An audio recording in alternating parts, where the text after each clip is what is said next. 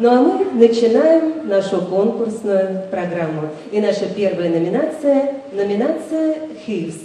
نحن الآن سنبدأ الجزء الأول من مسابقتنا، والجزء الأول من المسابقة هو الحفظ. Эта номинация требует от участников знания полного текста Корана. Сегодня, буквально за несколько минут до начала конкурса, была проведена жеребьевка для участников этой номинации. Каждый конкурсант получил конверт с заданием, который будет вскрыт только на сцене. В каждом конверте задание, номера сур, аятов и дано начало аята. На исполнение каждого задания конкурсанту отводится в среднем по 1 минуте. Обращаем ваше внимание, что вместе с жюри работает наш технический ведущий, который может остановить конкурсанта по истечении времени или в случае ошибки. Также право остановить конкурсанта у председателя жюри. هذه المسابقة مسابقة حفظ القرآن تتطلب من المشاركين أن يحفظوا القرآن بشكل كامل، وقد جرت القرعة للمشاركين قبل بدء هذه المسابقة الآن، ولكل مشارك سلم ظرف فيه رقم الآيات ورقم الصور التي يجب أن يتلوها عن ظهر قلب. وطبعا يستطيع المشارك أن يفتح الظرف فقط عندما يصعد إلى المنصة. وأوجه عنايتكم بأن لجنة التحكيم وكذلك المدير الفني للمسابقة يمكنه أن يوقف المتسابق إذا انتهى وقته أو إذا ارتكب خطأ. Ну что ж, мы начинаем. Номинация «Хифз». И первый, кто выйдет на эту сцену, первый участник, представитель Таджикистана Сиратолло Раупов. هكذا اسمحوا لنا أن نبدأ مسابقة الحفظ، والمشارك الأول هو من جمهورية طاجكستان Суратулло Раупов.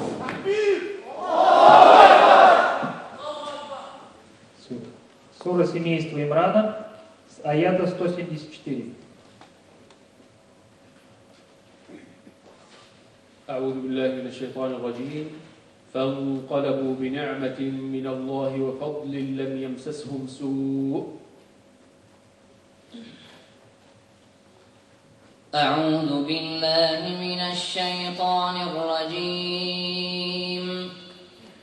فانقلبوا بنعمة من الله وفضل لم يمسسهم سوء واتبعوا رضوان الله والله ذو فضل عظيم. إنما ذلكم الشيطان يخوف أولياءه فلا تخافوهم وخافون إن كنتم مؤمنين. ولا يحزنك الذين يسارعون في الكفر إنهم لن يضروا الله شيئا يريد الله ألا يجعل لهم حظا في الآخرة ولهم عذاب عظيم. إن الذين اشتروا الكفر بالإيمان لن يضروا الله شيئا ولهم عذاب أليم. صدق الله العظيم. اقرأ من قوله تعالى: وإنه لتنزيل رب العالمين نزل به الروح الأمين. أعوذ بالله من الشيطان الرجيم. وإنه لتنزيل رب العالمين نزل به الروح الأمين على قلبك لتكون من المنذرين بلسان عربي مبين. وإنه لفي زبر الأولين. أولم يكن لهم آية أن يعلمه علماء بني إسرائيل ولو نزلناه على بعض الأعجمين فقرأه عليهم ما كانوا به مؤمنين. كذلك سلكناه في قلوب المجرمين لا يؤمنون به حتى يروا العذاب الأليم فيأتي تأتيهم بغتة وهم لا يشعرون فيقولوا هل نحن منظرون أفبعذابنا يستعجلون أفرأيت إن متعناهم سنين. صدق الله العظيم. اقرأ من قوله تعالى أم أبرموا أمرا فإنا مبرمون. أعوذ بالله من الشيطان الرجيم.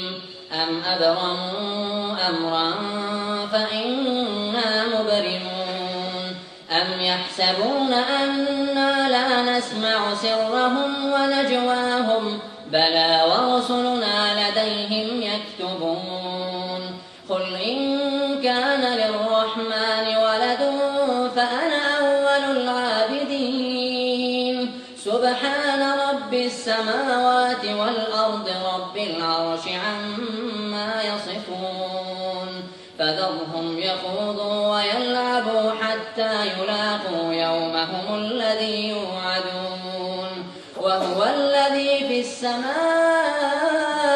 إله وفي الأرض إله وهو الحكيم العليم وتبارك الذي له ملك السماوات والأرض وما بينهما وعنده علم الساعة وإليه ترجعون ولا يملك الذين يدعون من دونه الشفاعة إلا من شهد بالحق وهم يعلمون ولئن سألتهم من خلقهم ليقولن الله فأنى يؤفكون وقيله يا رب إن هؤلاء قوم لا يؤمنون فاصفح عنهم وقل سلام فسوف يعلمون. صدق الله العظيم. أحسنت بارك الله فيك.